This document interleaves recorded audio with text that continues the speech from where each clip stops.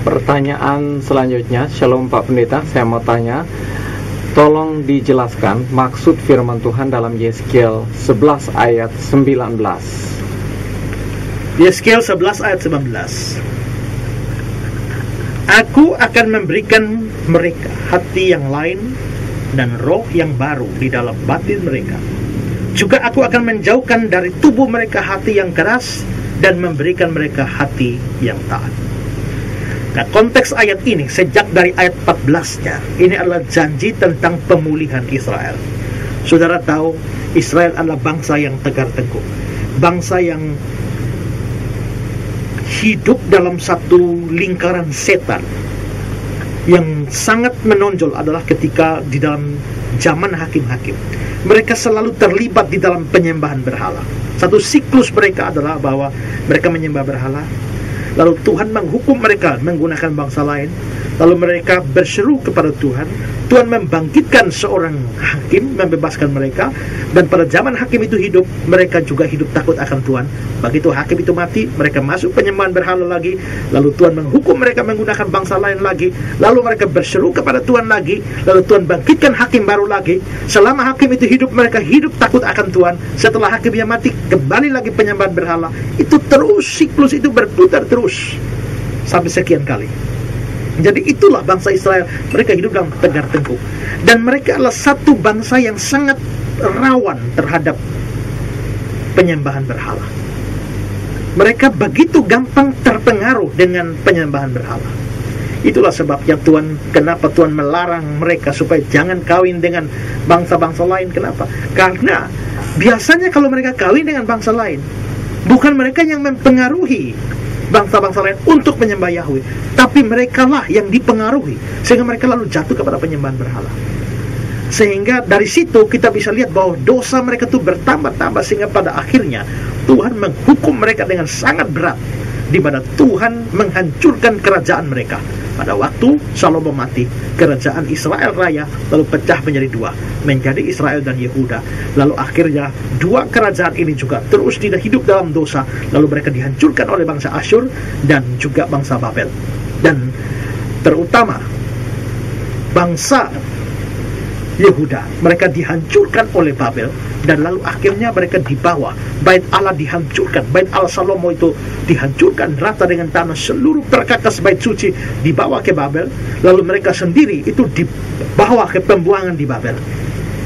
Semua yang baik-baik dari mereka dibawa ke Babel, dan lalu kita bisa lihat bahwa mereka akhirnya hidup di dalam pembuangan. Dan makanya Daniel ikut ke pembuangan, Sadrak, Mesak, Abednego juga ikut ke pembuangan, dan mereka ada di sana selama 70 tahun. Lalu baru terjadi Tuhan memulihkan mereka, Tuhan kembalikan mereka ke tanah air mereka atau negara mereka sendiri, Israel, setelah rombongan pertama yang dipimpin oleh Zerubabel itu kembali setelah 70 tahun ada di pembuangan. Setelah itu pada tahun-tahun berikut lalu muncul lagi rombongan yang kedua di bawah kepemimpinan Ezra dan juga Nehemia. Mereka lalu kembali dalam beberapa gelombang. Dan pada saat itulah, saudara, kita bisa melihat bahwa pada saat itu Tuhan memulihkan keadaan mereka. Tuhan janji bahwa Tuhan akan memulihkan mereka. Tuhan yang pernah menghukum mereka, Tuhan yang dengan tangannya yang penuh kekuasaan dan kegeraman itu memukul mereka, Tuhan juga akan memulihkan mereka. Dan janji pemulihan ini diberikan oleh nabi-nabinya, dan salah satunya adalah diberikan melalui Nabi Yeskiel. Di dalam Yeskiel pasal 11 ayat 19, Aku akan memberikan mereka hati yang lain dan roh yang baru. Kenapa? Karena hati mereka yang lama, roh yang mereka yang lama itu selalu terkait dengan penyembahan berhala. Aku akan memberikan mereka hati yang lain, roh yang baru di dalam batin mereka. Aku akan menjauhkan dari tubuh mereka hati yang keras. Mereka itu bangsa dengan hati yang keras. Tapi Tuhan berjanji ada pemulihan di mana Tuhan memberikan, menjauhkan dari tubuh mereka hati yang keras dan memberikan mereka hati yang taat. Nah, ini konteksnya. Jadi ada janji pemulihan dari Tuhan bahwa satu ketika Tuhan akan memulihkan Israel dengan memberikan kepada mereka hati batin yang baru, hati yang taat, dan karena itu mereka lalu menjadi hidup seturut dengan kehendak Tuhan. Nah, janji seperti ini juga muncul di dalam kitab Yeremia. Misalnya dalam Yeremia pasal 32 ayat 38 sampai ayat 40. Di sana dikatakan, Maka mereka akan menjadi umatku, dan aku akan menjadi Allah mereka. Aku akan memberi mereka satu hati dan satu tingkah langkah, sehingga mereka takut kepadaku sepanjang masa, untuk kebaikan mereka dan anak-anak mereka yang datang kemudian. Aku akan mengikat perjanjian kekal dengan mereka, dan aku tidak akan membelakangi mereka, melainkan akan berbuat baik kepada mereka. Aku akan menaruh takutku kepadaku ke dalam hati mereka, supaya mereka jangan menjauh daripadaku. Ini janji pemulihan.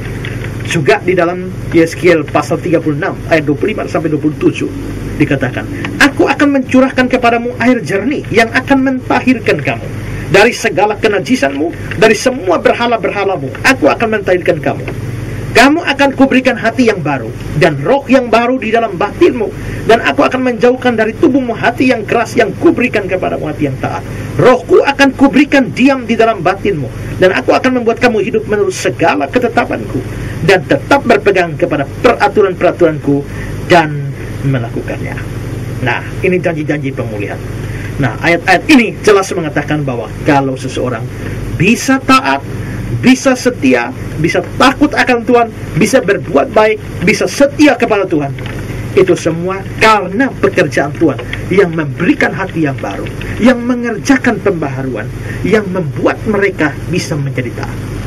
Ini sesuatu yang penting yang harus kita sadari, saudara ya, bahwa kalau kita bisa hidup takut akan Tuhan, kita hidup taat akan Tuhan, itu bukan semata-mata keputusan kita terlepas dari intervensi Tuhan sama sekali. Tidak. Tapi bahwa kita bisa punya hati mengasihi Tuhan, hati yang mau taat akan Tuhan, hati yang mau hidup takut akan Tuhan, itu pun Tuhan yang berikan hati seperti itu. Sehingga saudara-saudara, memang kalau kita merenungkan lebih dalam, apa sih sebenarnya di dalam kehidupan kita ini yang tidak diberikan oleh Tuhan? Kita, sebelum kita dilahirkan, kita dipilih Tuhan untuk diselamatkan. Lalu setelah itu di dalam sejarah, Tuhan mengatur sedemikian rupa sampai kita mendengar Injil. Pada waktu kita mendengar Injil, Tuhan membuka hati kita. Setelah itu hati kita terbuka sehingga kita perhatikan Injil, lalu Dia mengaruniakan iman kepada kita sehingga kita lalu bisa beriman. Setelah itu kita beriman, lalu Dia memberikan hati yang baru kepada kita, batin yang baru, sehingga kita bisa hidup takut akan Dia. Jadi saudara, semua yang baik-baik di dalam hidup saya ini, semuanya karena Tuhan. Semua yang positif di dalam hidup saya ini, itu semua karena Tuhan. Jadi saya sebenarnya, ini yang dibilang bahwa semua dari Tuhan. Saya tidak sumbang apapun di dalam kehidupan dan keselamatan saya. Memang ini tidak berarti bahwa manusia lalu menjadi apatis dan tidak lagi mempunyai tanggung jawab. Manusia tetap punya tanggung jawab, tapi juga bahwa hati yang baru, roh yang baru, supaya kita bisa hidup menurut segala ketetapan Tuhan, berpegang pada peraturan Tuhan, itu juga adalah hasil dari pekerjaan Tuhan. Nah, ayat-ayat ini menjadi salah satu dasar dari Calvinisme untuk mengajarkan bahwa keselamatan seorang yang sudah sungguh-sungguh percaya kepada Kristus tidak bisa hilang. Kenapa? Karena kalau Allah yang memberikan hati yang baru seperti ini kepada orang-orang yang percaya kepadanya, bagaimana bisa orang-orang seperti ini murtad lalu kehilangan keselamatan mereka? Kalau sampai ada orang yang murtad dan kehilangan keselamatannya, sesungguhnya janji-janji ini tidak berlaku bagi mereka. Kalau janji ini tidak berlaku bagi mereka, itu berarti mereka bukan orang-orang yang sungguh-sungguh beriman. Sehingga sebenarnya mereka tidak kehilangan keselamatan.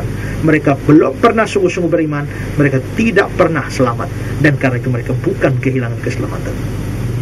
Nah, jadi ini sesuatu yang menarik menurut saya tentang ayat ini, bahwa itu boleh menjadi sesuatu pegangan bagi kita yang percaya bahwa Tuhan berikan hati yang baru, hati yang taat, hati yang takut akan Tuhan, sehingga kita bisa hidup seturut dengan ketetapan Tuhan sampai pada akhirnya, di mana kita lalu akhirnya diselamatkan pada hari Tuhan ketika Yesus Kristus datang kembali.